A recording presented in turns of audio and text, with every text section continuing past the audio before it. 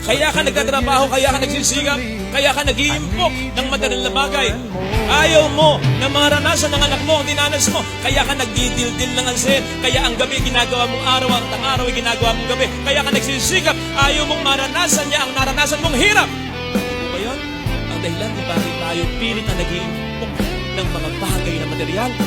Just receive.